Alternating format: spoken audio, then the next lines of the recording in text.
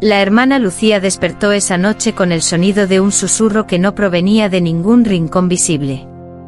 El viento no se movía y sin embargo la voz la llamaba por su nombre, como si se deslizara por debajo de su piel. Lucía, ¿quieres sentir lo que sienten los santos cuando oran? El crucifijo sobre su pecho ardía, y sus dedos temblorosos lo apretaron hasta que una gota de sangre manchó el rosario. La voz le enseñó una oración antigua, escrita en una lengua que ni los ángeles recordaban.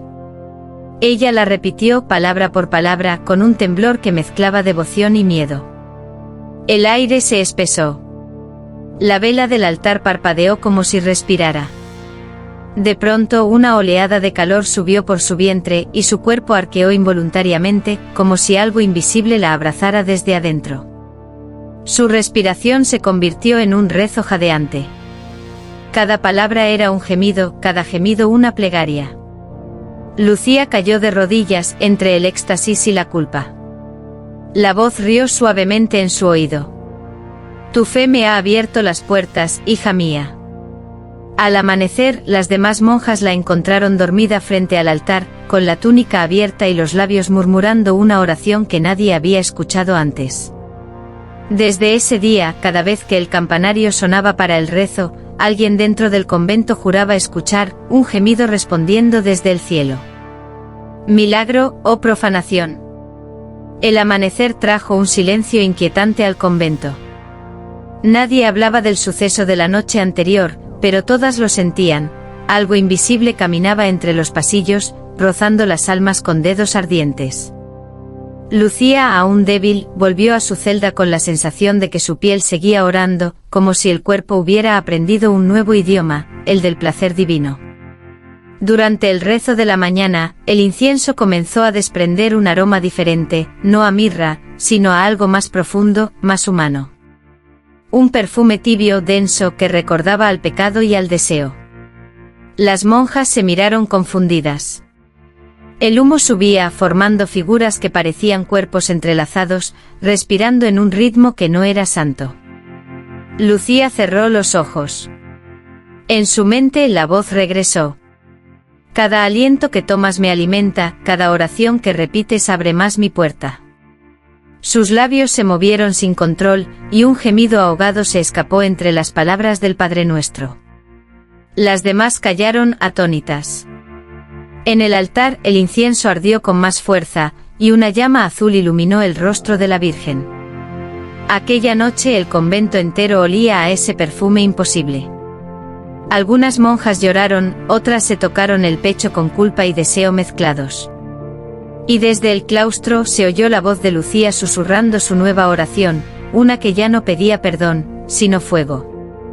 Esa noche la hermana Lucía no pudo dormir. El silencio del convento pesaba como una promesa rota. Cada sombra sobre las paredes parecía observarla, cada crujido del suelo sonaba como una respiración contenida. El crucifijo en su mesa brillaba débilmente, bañado por la luz temblorosa de una vela. Sintió una atracción irresistible, una necesidad que no provenía del alma, sino de algo más profundo. Se acercó al Cristo de madera y rozó sus labios sobre los del Salvador. El contacto fue frío al principio, pero pronto una humedad tibia respondió a su beso. El crucifijo la besó de vuelta. Lucía se apartó asustada, pero una corriente de placer recorrió su cuerpo. Cayó de rodillas, gimiendo entre la culpa y el deseo. Las lágrimas se mezclaron con sudor, y en la penumbra, creyó ver los ojos del Cristo moverse, mirándola con compasión y hambre.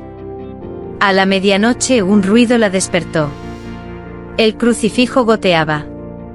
No era cera ni agua bendita, sino un líquido rojo, espeso, que manchaba el suelo como sangre viva. Lucía se acercó temblando y la voz familiar susurró desde las sombras. El amor divino también sangra, hija mía. Al día siguiente, cuando la Madre Superiora entró en su celda, encontró la cruz envuelta en un aroma dulce, casi carnal. Y a Lucía, rezando con los labios manchados de rojo. El convento ya no respiraba silencio. Desde la madrugada un murmullo húmedo y tembloroso recorría los muros, confundiendo a las monjas entre rezos y jadeos. Nadie sabía si era eco, o si las paredes mismas comenzaban a gemir. Durante la misa, el padre Gabriel notó algo distinto en los cantos. Las voces femeninas temblaban, se alargaban, parecían súplicas transformadas en placer. El órgano sonaba más profundo, vibrante, casi carnal. Lucía, de rodillas frente al altar, alzó el rostro hacia el crucifijo. Sus ojos estaban húmedos, brillantes, y sus labios se movían con una devoción que dolía mirar. «Perdóname, Señor», susurró, «porque mi fe me hace arder». El padre sintió un estremecimiento. Las palabras lo atravesaron como un dardo.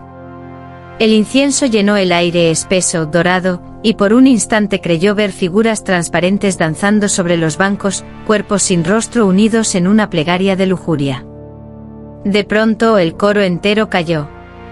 Solo quedó un sonido, un gemido prolongado que resonó en las bóvedas como si Dios mismo respirara entre ellas.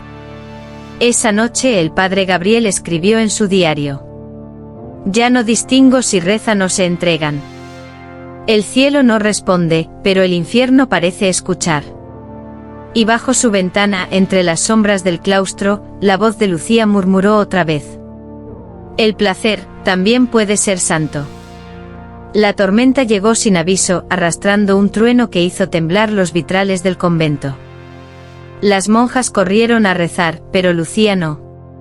Ella sintió que algo la llamaba desde el jardín interior, una luz dorada que pulsaba entre los cipreses como un corazón vivo.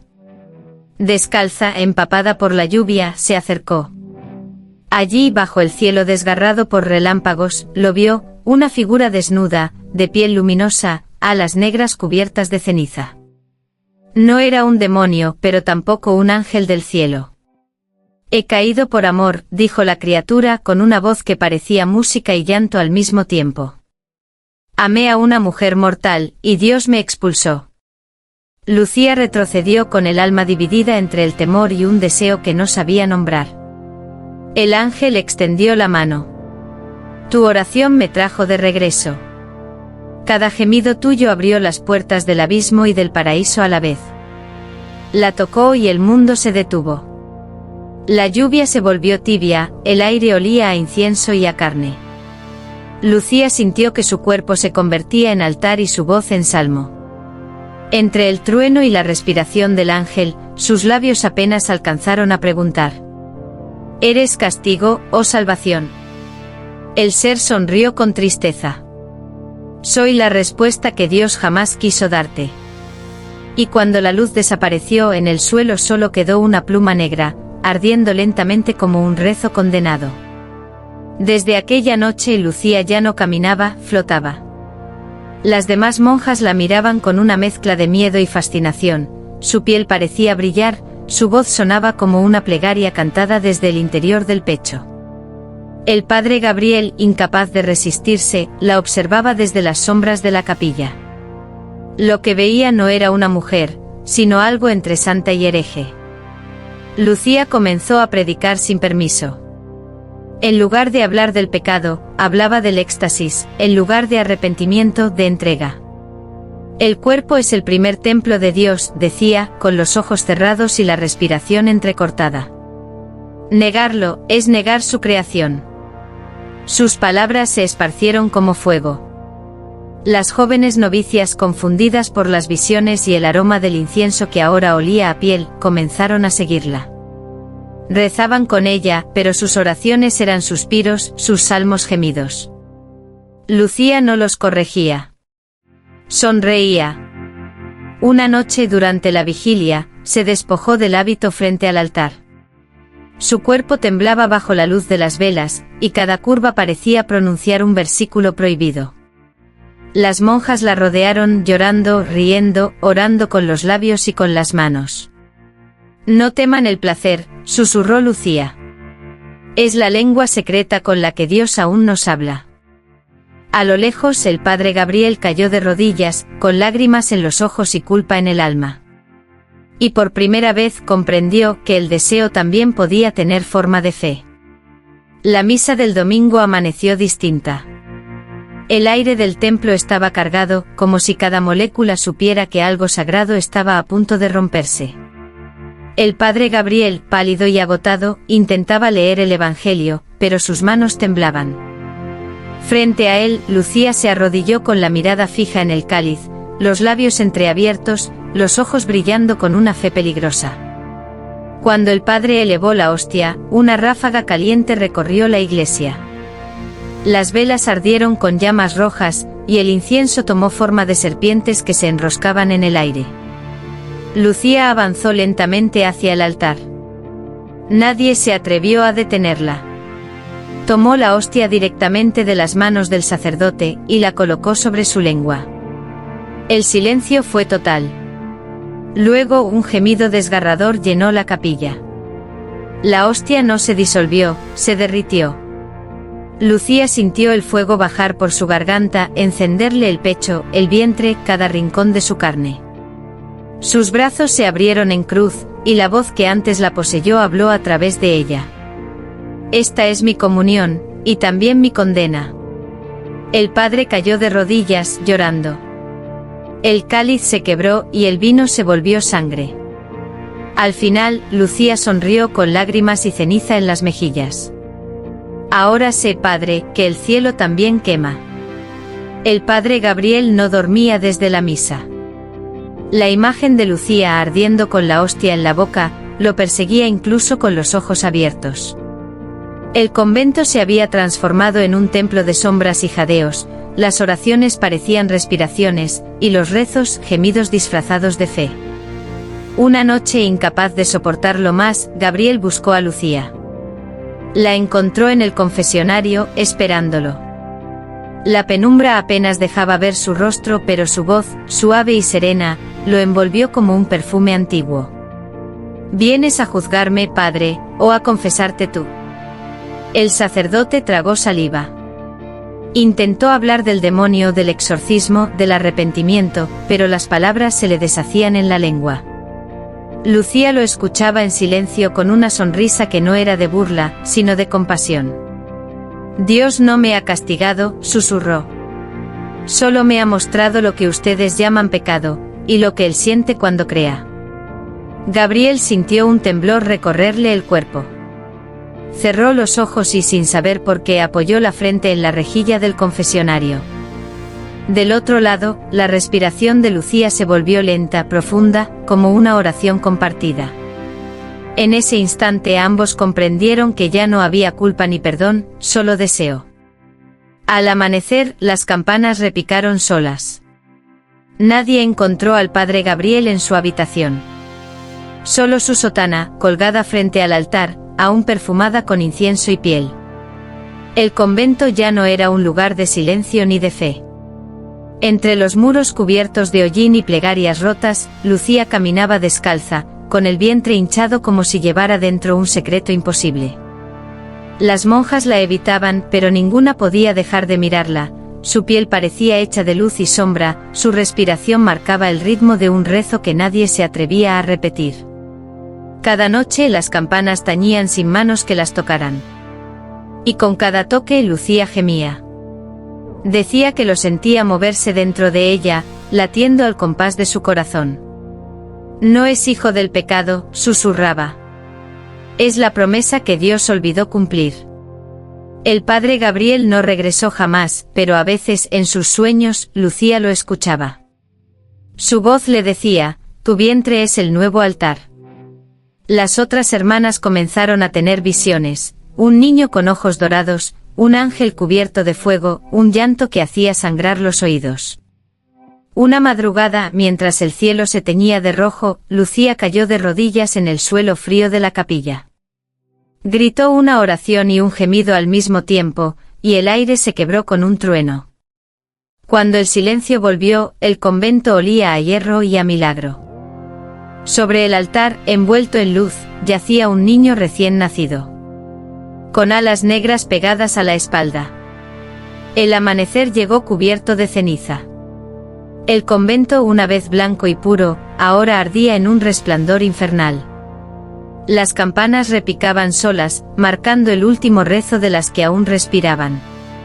Lucía caminaba entre las llamas con el niño en brazos. Sus ojos eran un espejo de fuego y ternura, y su voz, quebrada y serena, murmuraba una oración que hacía vibrar los muros. «No teman», susurró. «Él no viene a destruir, viene a recordarles que el placer también es creación». Las monjas caían de rodillas, algunas llorando, otras sonriendo como si hubiesen visto el rostro de un dios nuevo. El niño abrió los ojos, dos pozos dorados donde se reflejaban el cielo y el infierno al mismo tiempo. Su llanto no era llanto, era canto. Un gemido divino que hizo que las llamas se inclinaran ante él. El padre Gabriel apareció entre el humo, envuelto en sombra. No hablaba ya con la voz de un hombre, sino con la de un arrepentido. «Lucía, ¿qué has hecho?» Ella lo miró con dulzura. «Solo recé, padre. Pero esta vez». Él respondió. Un viento ardiente barrió la capilla, apagando el fuego y dejando el eco de un último gemido que se confundió con un amén. Cuando el humo se disipó, el convento había desaparecido. Solo quedaba el sonido del rezo. O tal vez del placer que se volvió eterno. Dicen que donde alguna vez se alzó el convento, solo queda un campo de cenizas cubierto de lirios rojos. Ninguna piedra, ningún crucifijo. Pero cuando el viento sopla desde el sur, los aldeanos juran escuchar un murmullo suave, mezcla de oración y deseo, como si las paredes invisibles del antiguo templo siguieran respirando. Algunos peregrinos aseguran haber visto a una mujer vestida de blanco caminar entre los lirios al amanecer, con un niño de ojos dorados tomado de la mano. Ella no habla, solo sonríe. Y cuando pasa, el aire huele a incienso, y a piel. El Vaticano selló los registros del caso. Declararon al convento sitio maldito, pero los que se atreven a rezar allí afirman que sus plegarias se vuelven más intensas, más humanas, más vivas. Porque el eco de Lucía no murió con el fuego. Él aún responde. En cada suspiro de fe reprimida. En cada alma que reza con el cuerpo y siente con el alma. Y entre los susurros del viento todavía puede oírse aquella voz, suave, irresistible, eterna. El placer también puede ser una forma de oración. Fin.